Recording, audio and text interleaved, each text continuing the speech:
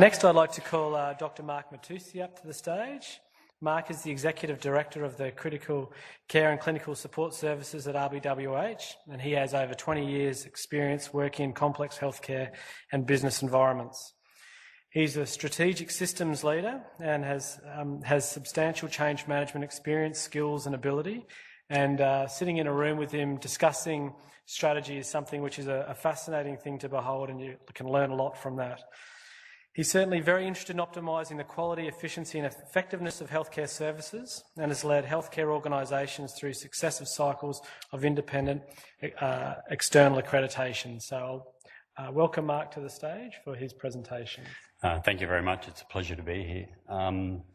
I've been asked also to represent Amanda Dines, who's the Executive Director of the RBWH. So Amanda sends her apologies. She really wanted to be here today for this exciting initiative and wanted me to pass on her congratulations to the team, but also wanted me to ensure that in my speech I didn't just talk about my health service, but really promoted what RBWH does in the space of research. Certainly the CRE Reduce targets a particular area around superbugs, and the RBWH has an active interest in ensuring that we fight the superbug emergence within particularly Australia, but also Queensland and the southeast corner. Superbugs will and does affect patients, the community and the healthcare sector. Superbugs have been known to close wards, close hospitals, close health services, so it's an important issue. Just give me the movement in one direction. Yes, it does. For those of you who are part of the RBWH in Metro North, please bear with me for the next couple of slides. I just want to create some context for the service that we're working within. The Metro North Hospital and Health Service serves a significant population of people. We have spent today talking about large numbers in the grant, large numbers in the cost of the care that needs to be provided, and large numbers within the population health service that we serve. And some of this presentation today will highlight some of those large figures. So we almost serve a population of 1 million people. We cover 4,000 plus square kilometres, and the graph and picture here shows you the geographic area for Metro North from the Brisbane River. You know, we don't move past that Chinese wall to the south, all the way up into the north, up towards Kilcoy and out towards Bribie Island. We cover regional, rural, but also tertiary hospitals, which is the RBWH and TPCH within that service. It is the largest health service in the nation, and it is quite diverse. We're also a busy place. The health service sees greater than 200,000 admissions a year, and that is growing year on year, somewhere between 1 and 5%. We also have a significant number of emergency attendances. We see more than 250,000 people every year through our emergency departments within Metro North, and again that figure grows at about 1 to 1.5% every year, and it's not stopping, unfortunately. Within the RBWH, though, we are a major quaternary and tertiary referral hospital. We also provide secondary services to our local community. Keeping with the large numbers, we have about 1,000 beds. We see more than 100,000 patient submissions per year, so half of Metro North's activity occurs on this site. We see more than 70,000 emergency attendances a year. So a significant number of people come through the door of our emergency departments, and a fair proportion of those patients are admitted. We provide the state's burn service. Within Metro North, we provide the state's cardiac transplant services as well, and RBWH is a significant component of some of those services, as the burn site sits here on our health service. We provide international retrievals for patients as well with burns and other conditions because of the proximity of our airport to the Asia Pacific region. We have significant numbers of partnerships, and we're proud of our partners. We have partnerships with more than 14 Queensland and national universities, and this CRE highlights a number of those partnerships. We have partnerships with the TAFE providers, and for the RBWH we have a proud partnership with the military, with the Australian Defence Force, where we look at providing complementary support with surgery, with burns, with intensive care and with emergency capacity with the ADF. The Aurora was talking about 7-figure sum to run the program. The RBWH research funding, and this comes from our 2014, our most recent Royal Brisbane and Women's Hospital research report, also works in seven-figure sums. Our research grants in the tens of thousands per annum and are escalating year on year on year, which is a fantastic reflection on our researchers. A significant proportion of our research funding comes from external grants such as the NH and MRC, which supports CRE Reduce, the National Heart Foundation, the Australian Research Council, and we also have other project partnerships and linkages and program grants and fellowships and scholarships. We also have some internal funding sources which come from Queensland Health, from our RBWH Foundation, from the RBWH Private Practice Trust Fund and the work that our staff do in working with private patients. And we have funds received from commercially sponsored trials. The totals that are represented here represent departments where the RBWH researchers are either chief or co-investigators, and the grants come to multidisciplinary teams, and we're proud of our multidisciplinary research.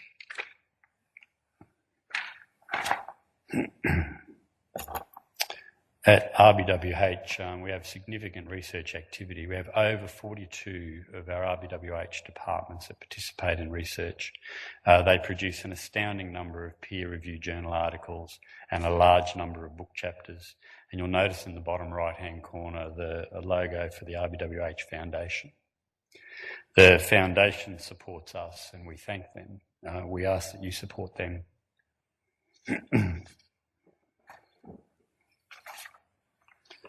The RBWH is steeped in traditions. You will hear our staff say that they are loyal to the Royal. It was interesting to see that Anthony Lynham is also loyal to the Royal, and it's great to see that he's come back. Our staff contribute to research in the way that they support the development of evidence-based research, and the CRE Reduce is one of those programs that we're proud to be associated with, which actually supports the development of research, which then supports the development of evidence-based practice and treatment protocols. Our staff use their research output and evidence-based practice to inform the things that they do to care for patients in the community. We also have enrolment in multi-centre drug trials and translational research, and a significant antimicrobial stewardship program within the RBWH that sits around this. So we will be proud to be associated with the development of research in antimicrobial stewardship so that we can later translate that into the care we provide for patients in our community. We also train and develop our staff to contribute to research, so we actively seek out and train researchers and promote novice researchers so that they can develop into the researchers of the future. We do have a number of research partners, and a number of those partners are involved in the CRE, and our major partners are just listed here. We also have partnerships with other health services, and again, this CRE Reduce involves a number of those other partners, and Jason highlighted those and the extent of those internationally as well as nationally. And certainly the Centre of Research Excellence, Reduce, that we're celebrating here today, demonstrates that the power of many has and will contribute to achieving great things now and into the future. Research at RBH demonstrates our commitment to evidence-based care, demonstrates our commitment to how we want to ensure that we provide care to our patients that's contemporary, and how we're at the front and leading edge of healthcare service provision. We look to measure our research success with the number of partnerships that we have with research and teaching institutions, and also with commercial industry. We look to promote research fellowship positions. We have a number of our staff who are master's and doctoral degree students, and we're proud of those staff. As I said before, our staff do produce a number of published and peer-reviewed articles. We also have significant research initiatives that relate to the Australian Standards for Healthcare Provision, ACHS. And as an integral part of our service, part of that is teaching and training. And we have large numbers of college-accredited training positions, and each of those trainees are involved in research and supported in that way. And we also have significant training programs for interns across the state. My service line, known as Critical Care and Clinical Support Services, I need to narrow it down because even on the front slide it had to be in 14 font to fit across the page, covers the areas of intensive care, emergency medicine, the chronic pain service, skin integrity service and hyperbaric medicine. I also hold the accountability for outpatient and the long wait management. I seem to get all the good jobs at the Royal Brisbane Women's Hospital. But it sits within the broader RBWH. As I work in this service line, I've only started here in January, February of this year. It was fantastic for me to see the great clinical care that my teams provide, but it's also fantastic for me to see the active research programs that are run out of my services. And I'm certainly blessed with a number of renowned researchers working within my team, and a number of these researchers are associated with this program. In fact, if you walk through the corridors down to my office, I walk through the intensive care offices, and not only do I have to sort of pass Jeff Lippman's office on the way, where he always grabs me because he wants to chat about something. Usually it's a research initiative. But I have to walk down this corridor, and normally when you go down esteemed corridors, there's photographs of all of the key people, you know, well-known presidents or others. If I walk down towards my office, there are poster boards down one side and down the other side of the corridors on all the available spaces that aren't doorways. And each of those poster boards are filled with most recent articles. In fact, if your journal article is not within the last 18 months, it is not on the board because it's been pushed off by the most recent article. If I walk through the back corridor of my emergency department, on the walls, again, the available space, there are poster boards there which have all of the latest evidence-based initiatives, all of the quality improvement activities. It's a sign of, for me, of a culture within my service line of my team who want to stay up to date with clinical care, who want to drive the next evidence-based care that we have to provide to our patients. It's a significant team. They provide great health services, and I'm proud of every one of them. We have research themes in all of these areas, and I've just given you a list there. It's not a comprehensive list. In fact, chronic pain should sit on that list as well. But we have research themes in intensive care, in drug dosing and pharmacokinetics, significant research in burns and anaesthesia, which isn't really my service line, but I'll start to claim that, emergency medicine and in military medicine. In the intensive care area of our research activity, there is a strong focus on sepsis and infection. In fact, Professor Lippman will say to me, "Mark, they put this patient on this medication," and I said to them, "Show me the evidence." It's a significant focus to ensure that the care that we provide is based on the evidence. I firmly believe that good quality healthcare is the most efficient healthcare that we can provide.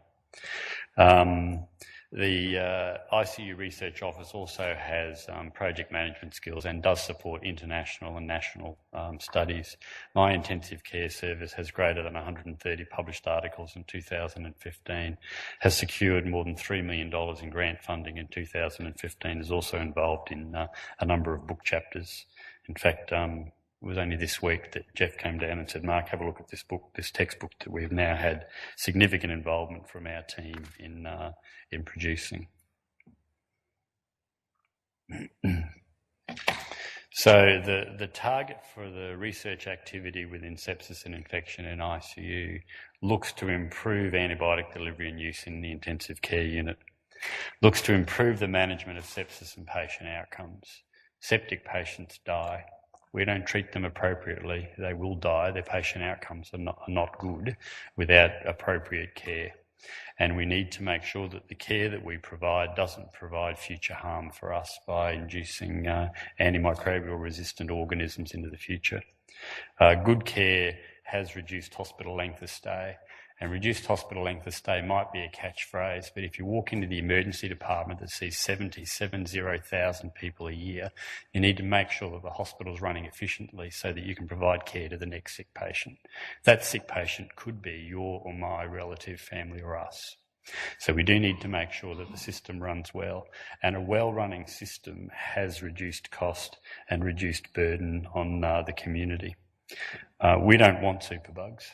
We want to make sure that we use our drugs wisely.